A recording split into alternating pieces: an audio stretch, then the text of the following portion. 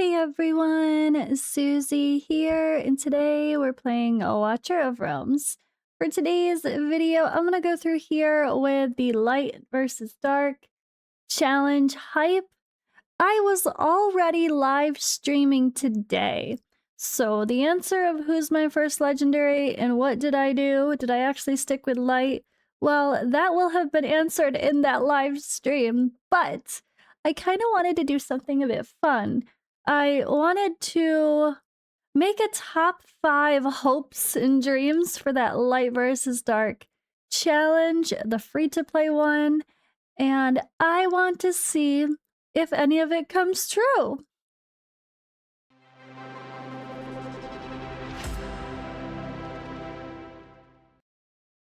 Alright, so yes, my intent is to go Light, and I don't have my Light versus Dark overlay on for right now because this is before it happened. I only did it for the first video to kind of make it clear, but when I'm not in my Light versus Dark account, even if I'm talking about it, I might end up having this background. We'll see.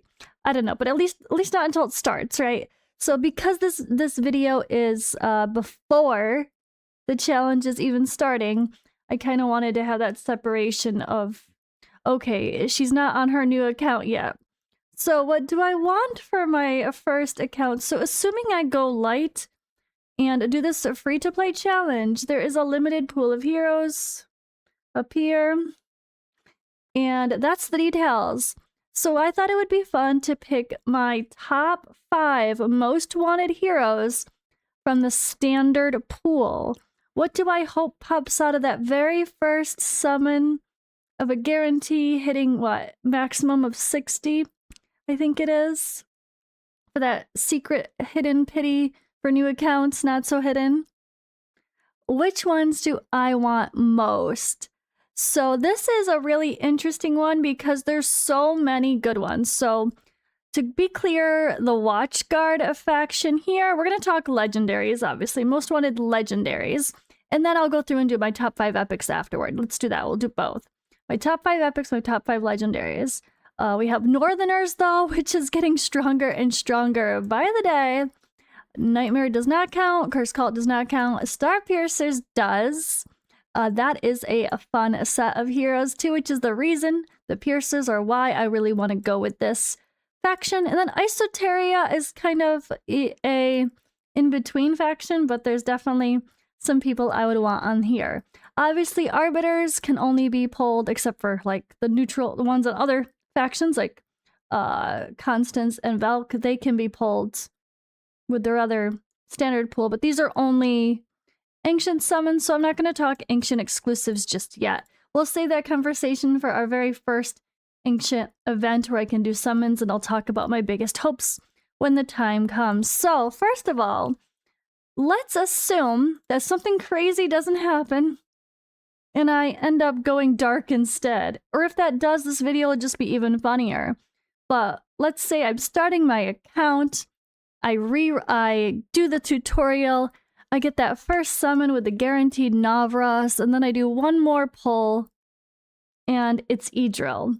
We're cruising, we put our promo codes in, and oh my god, a legendary pops. Who do I want it to be? Alright, so I think I have a clear number 1. Necha. So he's just so versatile, his range is amazing, he hits hard, he's fun. Like, he's fun, right? So fun. So with that in mind, I don't know, I think he's just a no-brainer.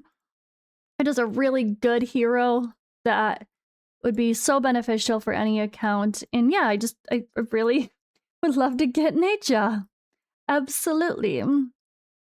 So he is my number 1. So he obviously brings a little bit of everything. He brings single target attack, AoE attack, defense, penetration, and strong CC are his tags, and that kind of sums it up very well. Now, he does have a bond pair with Erlang Shen, who is also part of the light category if I get lucky with the ancient summons, so that doesn't hurt either. It's a good pairing. They can go together, or yeah, benefit from each other. But his kit overall is he's just a fantastic damage dealer, period. Not much else to say there when it comes down to it. That is it, right? He's just a good DPS, and he's fun. He is definitely my #1 pick, and to be honest, just in general in the game, he's a top 5 hero in the game, arguably. You're talking non-ancient exclusives at the very least, right? So I think that one is, yeah, a no-brainer. #1, Nate Job. Now, my second choice, you could say, is a bit of a debate because there's a new girl in town that some people like better than her, but I'm gonna stick with the OG of Elowen as my #2 most wanted for this account. I really like her versatility. I like that, you know, the range is so big with her ultimate. I like the full board rage regen, of course, but I also love her little wood elves that pop up when you can place them wherever you need them. It can really come in handy when you don't have 2 healers going at the same time and you want to throw one around. I feel like I just like Elowen, and I would prefer her weird green jiggle boobs, jiggle physics. Even though I love Airless, she's beautiful, she's fun, and I know she's can be better than Elowen in some cases. I just like the gameplay style of Elowen, so she's still my #1 pick for a support overall. So my #2 pick here. I'm actually gonna go Boreas as my #3, another isoterracist that is very much like a northerner. He brings anti-healing, which is gonna be really hard to deal with without whatchamacallit, Artemis or Lasir, right? So with that in mind, it just made sense to think of him as the most wanted. He's going to bring crowd control, which is so helpful. And honestly, he's just an AoE mage that's going to bring great damage. And an AoE mage with magic damage is going to be a little harder to come by when you're not talking about the Cursed Cult. And there's a limited pool of Esoteria Order heroes to choose from. So that is why he is my #3. He's going to bring more versatility and help me in the content where the star piercers, the piercers, are going to struggle. Now my #5 is a little bit of a debate with the best piercer DPS that I'd want. Because you could say, oh, Numera, she's a queen, she's got the poison, yay, yay. But if I cannot have Vixera, if I cannot have Nastia, it makes picking a poison team as an ideal situation not as, well, ideal. So I think my #4 pick is going to be the OG Silas. Now, I'm starting to feel like my picks are a little bit boring because they're older heroes, but they're old, but they're good. And they're fun, and he smacks, and he's just good. And I feel like I can't go wrong getting a Silas, especially having a Piercer Lord to extend his range early on. Now, if I could get at least a Araka to bring some, or is it poison here as well, maybe I would consider wanting Numera more. But I don't know. I feel like I kind of want Silas on this account as well. I mean, if I get her and I can get a Vorn, I would still be happy to run with it. Or Yuri. Oh, I love Yuri. But at the end of the day, I think Silas will be a strong main single target DPS, and I would really like to get him as well. Now, #5 is actually going to be Sadie. I say this because Gear Raid 2. So if I go light, I cannot do the Volca strat. I cannot draw people in and out in the harder stages and have that reduced cooldown time. Although I guess there's a little bit of options now with some funky heroes that give you better cost if you get really lucky, but that's such a niche thing to do.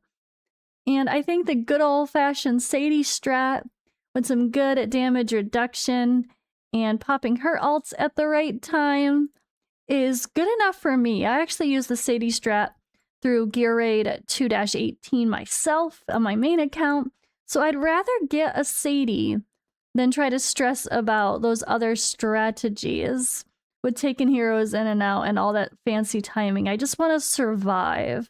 And I know there are other heroes that can help do that, but I think it's kind of fun to maybe showcase, like, hey, these guys still exist and they still can get it done. So I'm a little bit torn. I'm going to be happy if I get new heroes though too. But I think my honorable mentions have to be Valkyra, because she's Northerner and Arbiter, and she brings an amazing range as a fighter, and she's magic damage, which is going to be hard to get. So if I was continuing my top 5 and I had a top 6 pick, it would be Valkyra. We have to, while we're talking about the standard pool of heroes, the Lords, I'm just going to say extra. We have either one of the unnamables we can get. So standard pool Ajax would be incredible for an AoE magic damage mage. I can't use anyone here. I can only use Raiden here. And when it comes to Esoteria Order, Star Piercers, of course, Araka would be fun, but we do get Eliza on day 2, so I'm a little less stressed about that. I'd rather get one of the others, like even a King Hars is a strong tank, and then hopefully get a Rivenhold. That would be fun when the Ancients come around.